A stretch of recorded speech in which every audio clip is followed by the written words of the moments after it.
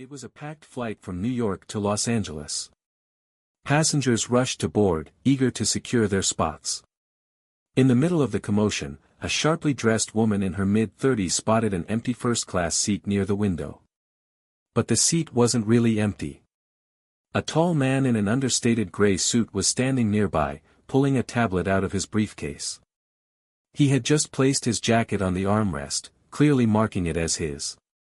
The woman ignored that detail. Rolling her eyes as if she owned the place, she dropped into the seat, crossed her legs, and waved for the flight attendant. "Champagne, please," she said loudly, tossing her designer bag beside her.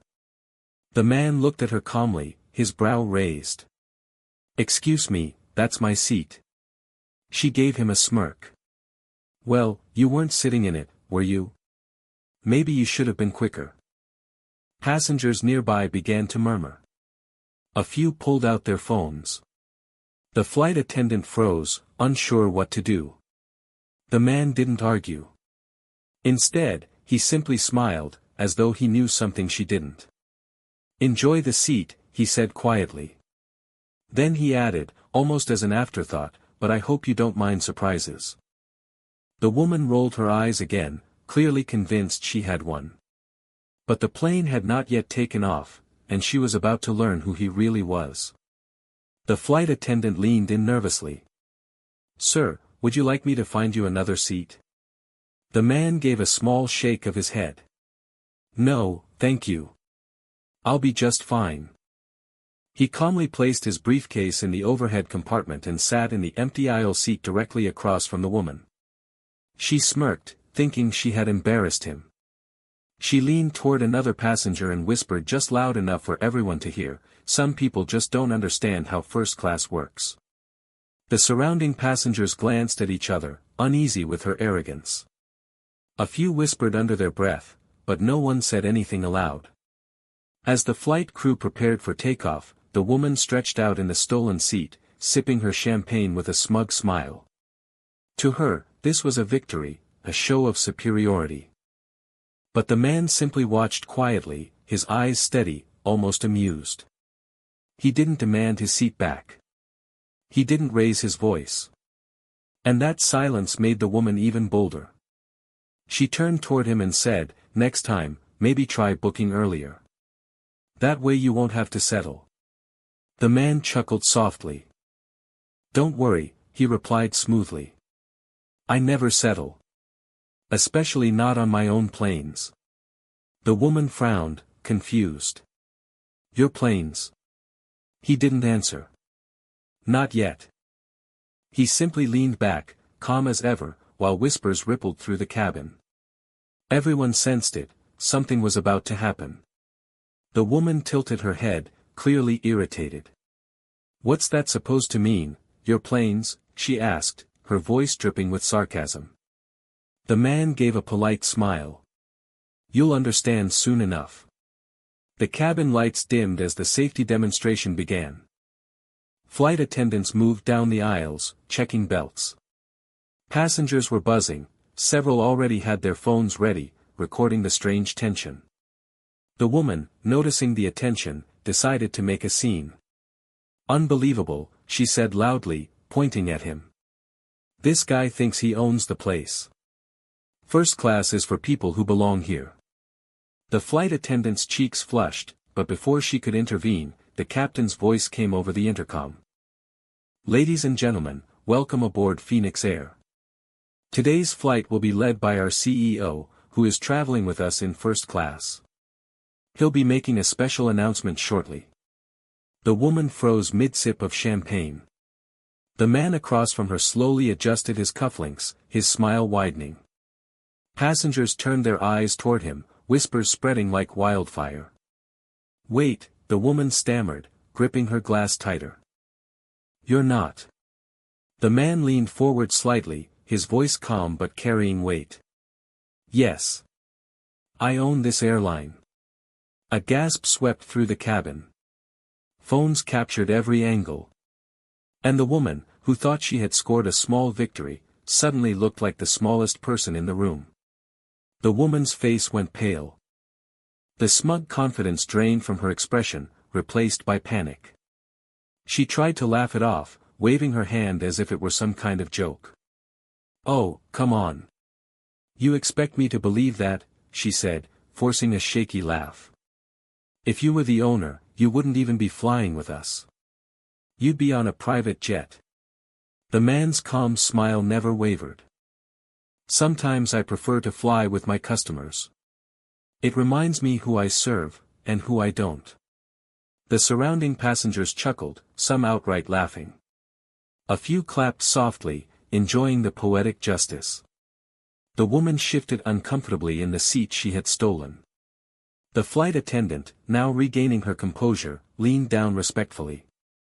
"Mr. Rivers," she said with a nervous smile, "would you like me to have her move so you can sit in your seat?"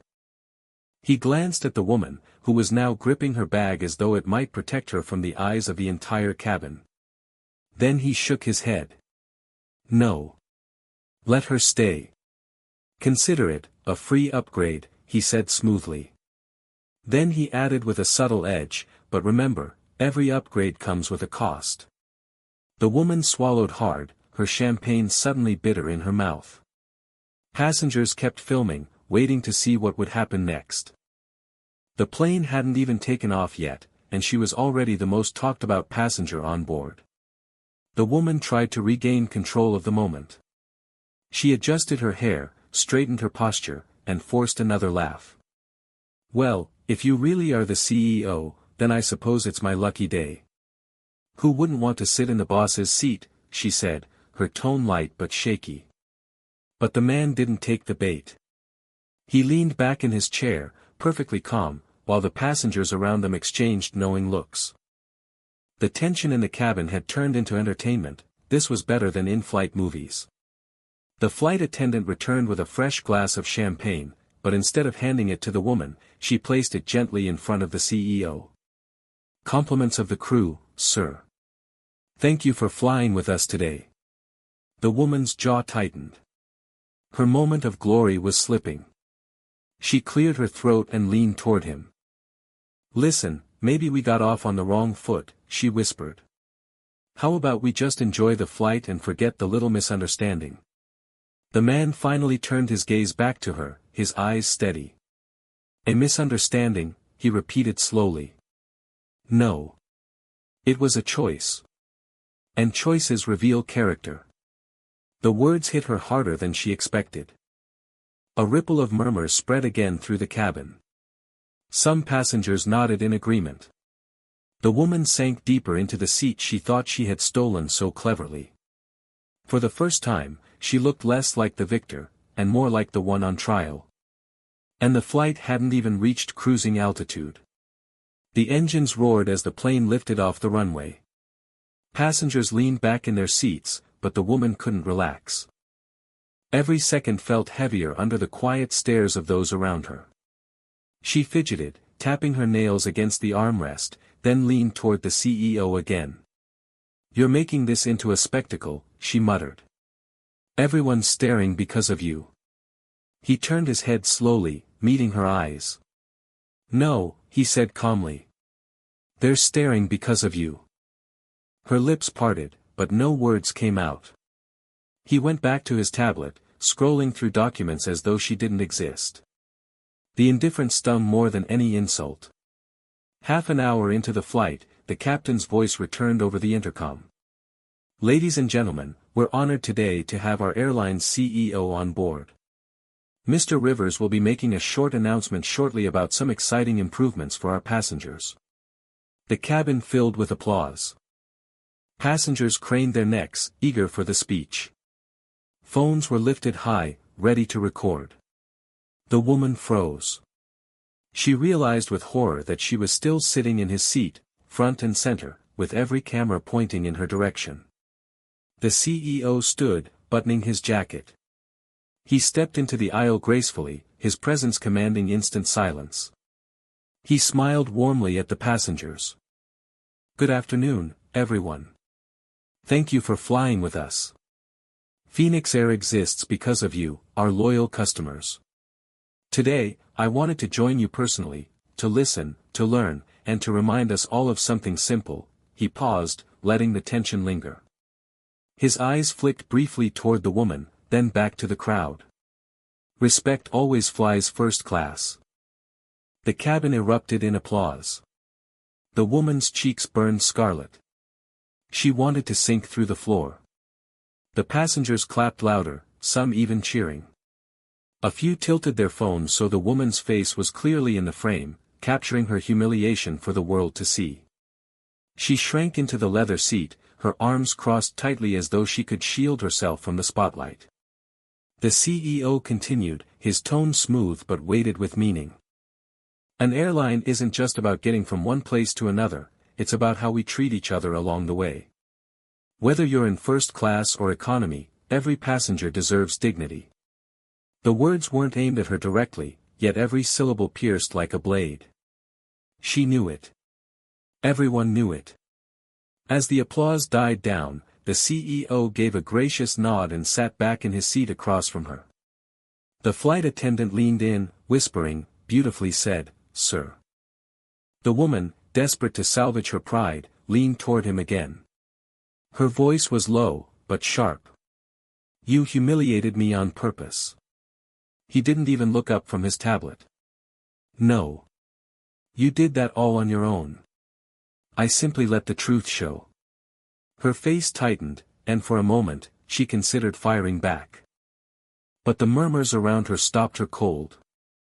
If she spoke again, she'd only dig the hole deeper.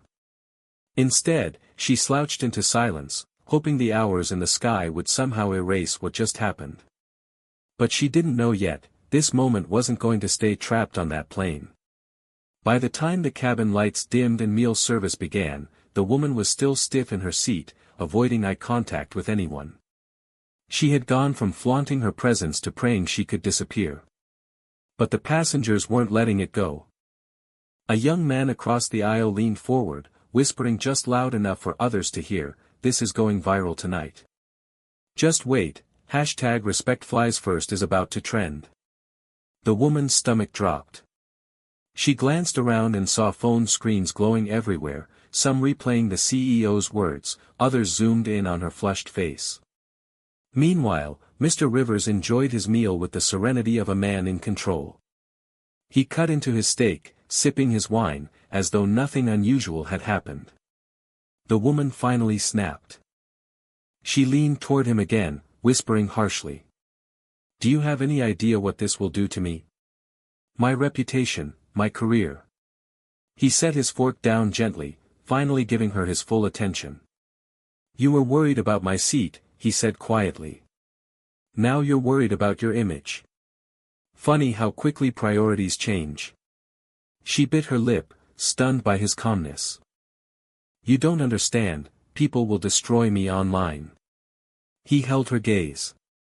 "Actions always board before excuses. You chose arrogance. Now you'll land with its consequences." The words settled heavy in the air. She leaned back, speechless. Passengers around them exchanged smirks, knowing they were witnessing a lesson no one in first class would forget. And the flight was only halfway to Los Angeles. The hours ticked by, but the woman couldn't escape the weight of her mistake. Every whisper, every glance from fellow passengers felt like a spotlight burning into her. She shifted uncomfortably, clutching her bag as if hiding behind it could shield her from the humiliation. Meanwhile, the CEO remained composed. He took calls quietly on his tablet, reviewed documents, and even chuckled at a message from his assistant. His calmness only made her squirm more. Finally, desperate to break the silence, she leaned toward him again. "Mr. Rivers. I shouldn't have taken your seat. I wasn't thinking." His eyes stayed on his screen for a moment before lifting to meet hers. His expression was unreadable. Apologies mean little without change. Her throat tightened. "I'll do better," she whispered. I thought first class was about status. About proving something." He set the tablet aside and leaned forward, his voice low but clear enough for nearby passengers to hear. "First class isn't about status. It's about gratitude. The seat doesn't make you worthy, you make the seat worthy. The word struck deeper than she expected. For the first time all flight, her smugness faded completely, replaced by something raw, regret. She opened her mouth, but nothing came out. Instead, she sank back, staring out the window, her reflection showing someone she barely recognized. And while she wrestled with her shame, the passengers quietly applauded, not loudly, not mockingly, but respectfully, like students acknowledging a teacher's wisdom. The lesson was clear. The rest of the flight felt like a slow unraveling for the woman. She no longer reached for champagne or tried to act superior. Instead, she sat quietly, fidgeting with her bracelet, replaying the CEO's words in her head.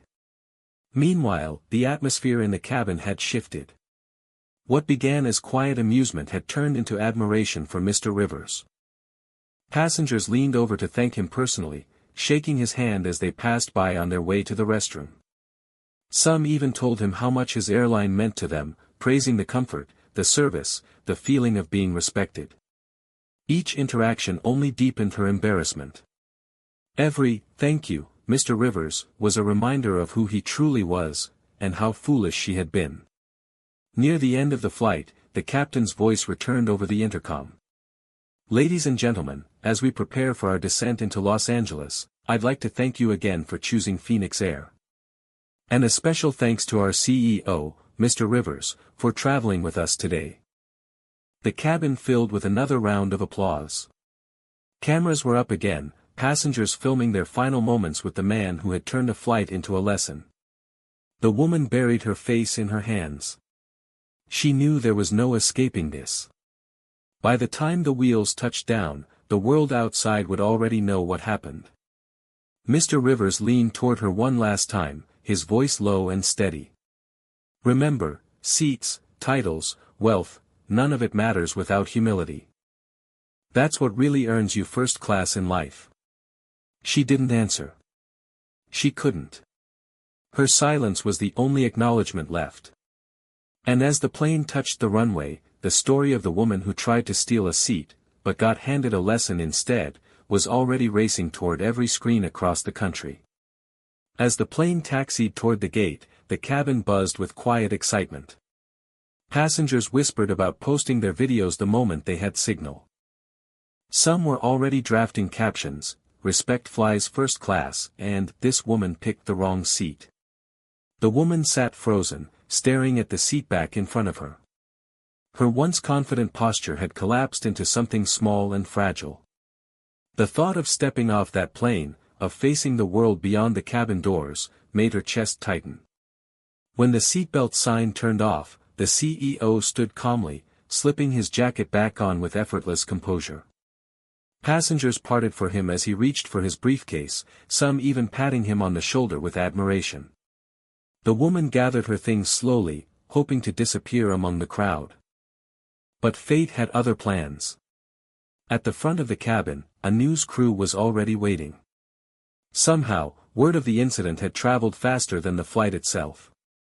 Cameras flashed, microphones extended, and passengers exiting ahead began telling the story before she even left her seat. She covered her face with her hand, praying no one would recognize her. The CEO, however, stepped forward into the lights with the same calm grace he had shown all flight. "Ladies and gentlemen," he said warmly to the reporters, "the real story isn't about me. It's about respect. That's what keeps us flying higher than any airline ever could." The crowd clapped, the cameras clicked, and all eyes turned toward the woman lingering awkwardly behind him. There was no escape now. The woman hesitated at the cabin door, clutching her bag as the cameras flashed. Passengers streamed past her, some whispering, some filming, all too eager to capture the ending of the drama that had started in first class. A reporter pointed his microphone toward her. "Ma'am, is it true you tried to take the CEO's seat?" Her face burned. She shook her head quickly, muttering, "No comment," before hurrying down the jet bridge. But the murmurs and the phones followed her like shadows. Meanwhile, Mr. Rivers stood composed, answering questions with steady confidence. He praised his employees, spoke about customer care, and repeated his line, "Respect always flies first class." That phrase echoed across every news outlet before the day was done. By the time the woman reached baggage claim, her worst fears had already come true.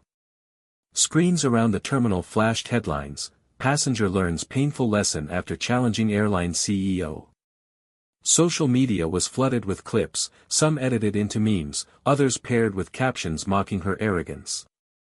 She tried to slip out unnoticed, but it was too late. The story had already left the runway, soaring higher than she ever could.